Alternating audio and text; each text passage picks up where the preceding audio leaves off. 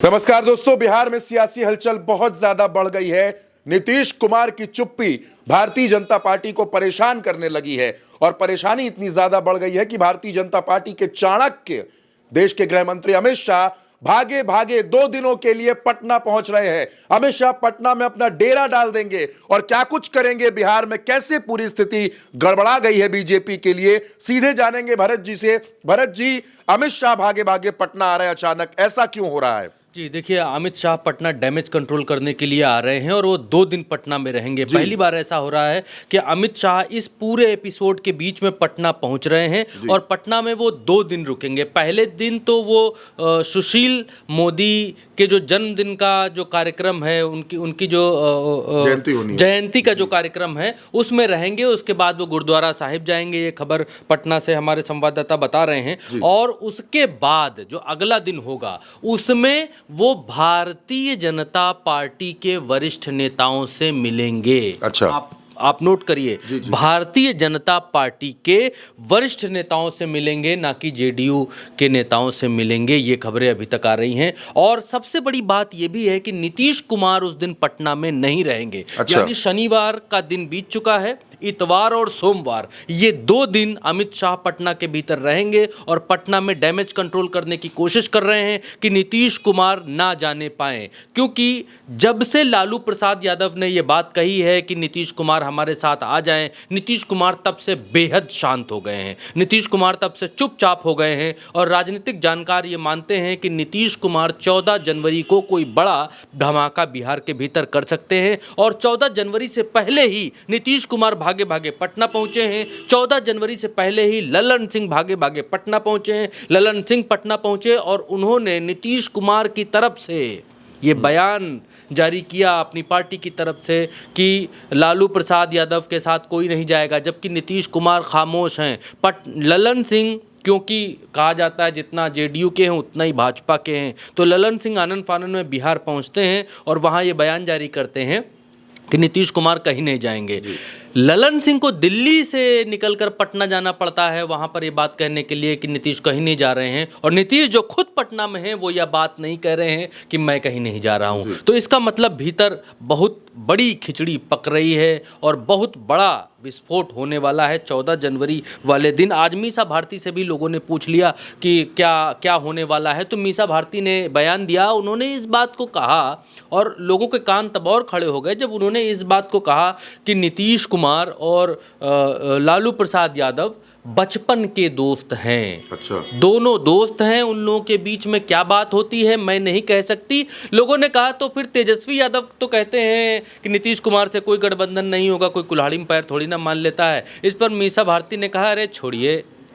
तो उन्होंने जो अरे छोड़िए कहा वो बहुत सारे सवालों को जन्म दे गया है और अब सबको इंतज़ार है सिर्फ और सिर्फ एक तारीख का, जिसका नाम है 14 जनवरी। एक बात और सामने निकल कर आई है जो बेहद गौर करने वाली बात है और जिसकी चर्चा सबसे ज़्यादा है वो ये है कि अमित शाह तो आ रहे हैं 5 तारीख को, 6 तारीख को पटना में रहेंगे। नीतीश कुमार और अमित शाह की मुलाकात होने की संभावना बहुत कम है क्योंकि नीतीश कुमार पटना में उस दिन हैं भी नहीं।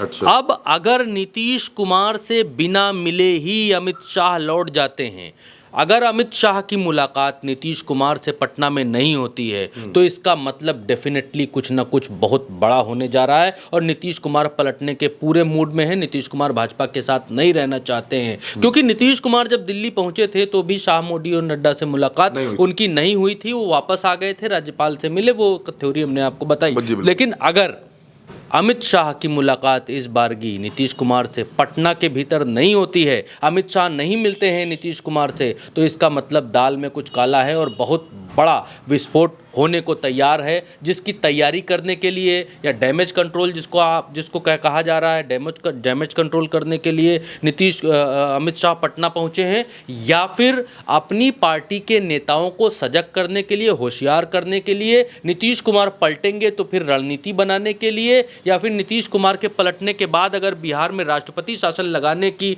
नौबत आ जाती है तो फिर भारतीय जनता पार्टी के नेताओं को क्या करना है, कैसे करना है, क्या इस रणनीति को बनाने के लिए अमित शाह पटना पहुंचे हैं। क्योंकि ये बहुत कम देखा गया है कि सुशील मोदी की जो वर्षगांठ ही है शायद, है ना? जी, उनके निधन के बाद उनके निधन के बाद उनकी जो जयंती है, जयंती पर इतना बड़ा कार्यक्रम तो है नहीं कि अमित शाह को पटना आना पड़े। हाँ, बिल्कुल। बहुत बड़ा विशाल कार्यक्रम हो रहा है जिसमें अमित शाह आमंत्रित हैं, वहाँ जा रहे हैं, ऐसा कुछ है नहीं। नीतीश कुमार के इस रूठा कांड के बाद ही अमित शाह पटना पहुंच रहे हैं और इस बहाने से पटना पहुंच रहे हैं कि उनकी जयंती है और कोई बहाना तो चाहिए ना, उस जयंती पर हम पटना आ रहे हैं। तो अमित शाह क्या नीतीश कुमार के पलटने के बाद का पूरा खेल कैसे संभालना है, उसकी तैयारी करने के लिए पटना पहुंच रहे हैं।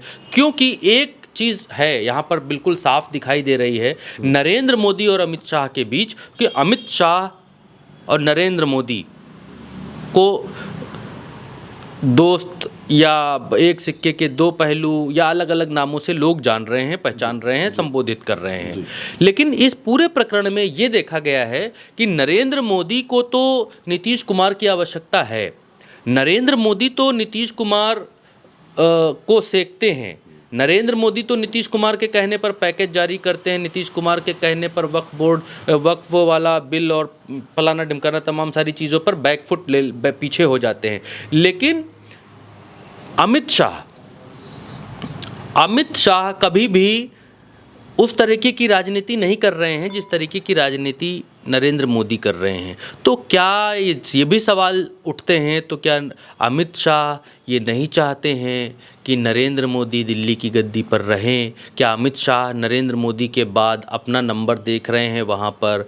क्या अमित शाह दूसरे तरीके की रणनीति अपना रहे हैं? क्या नरेंद्र मोदी अगर 75 में भी अगर ना हटाने पर भी 75 में भी अगर गद्दी से उतरते हैं तो क्या उसके बाद अमित शाह अपनी बारी वहाँ पर देख रहे हैं? क्या पटना के भीतर अमित शाह ये कंफर्म करने के लिए पहुँचे हैं कि जेडीयू के कितने सांसद जब जेडीयू टूटेगी तो हमारे साथ आ जाएंगे? क्या इसकी था लेने के लिए पहुँचे हैं? माहौल भापने पहुँच रहे हैं। माहौल भापने पहुँचे हैं। बहुत सारे सवालों को अमित शाह ने जन्म दे दिया है और ये बात आप लिख कर ले लीजिए। मैं गारंटी के साथ इस बात को कहता हूँ, गारंटी के साथ, अगर नीतीश कुमार और अमित शाह की पटना में मुलाकात नहीं होती है तो आप ये तय मानिए कि अमित शाह को भारतीय जनता पार्टी में कोई नहीं रोक सकता है, उनके साथ कोई नहीं रोक सकता है। सुब्रमण्यम स्वामी के उस बयान ने आग में घी डाल दिया है जिसमें उन्होंने ये बात कह दी है कि नीतीश भारतीय जनता पार्टी के साथ दुखी हैं। तो बिहार के भीतर एक समय लगा था चैप्टर क्लोज हो रहा है, लेकिन अब ये चैप्टर और बड़ा होता जा रहा है और बड़ा होता जा रहा है। नीतीश अगर शाह से नहीं मिले सोमवार को या इतवार को तो बिहार के भीतर बहुत बड़ा राजनीतिक तूफान उठने वाला है और 14 जनवरी तक उस तूफान के बारे में मालूम भी चल जाएगा। दोस्तों, अमित शाह पटना आ रहे हैं, 5 और 6 तारीख को रहेंगे, लेकिन 5 तारीख को नीतीश मुजफ्फरपुर में है और 6 तारीख को वैशाली में है। अब जैसा कि भरत जी का कहना है, वाकई में अगर अमित शाह और नीतीश की मुलाकात नहीं होती है तो आप ये मानिए कि वाकई बिहार में कुछ न कुछ ज़रूर गड़बड़ है। फिलहाल इस चर्चा में हमारे साथ इतना ही। आप लगातार उल्टा चश्मा यूसी के साथ बने रहिए। नमस्कार।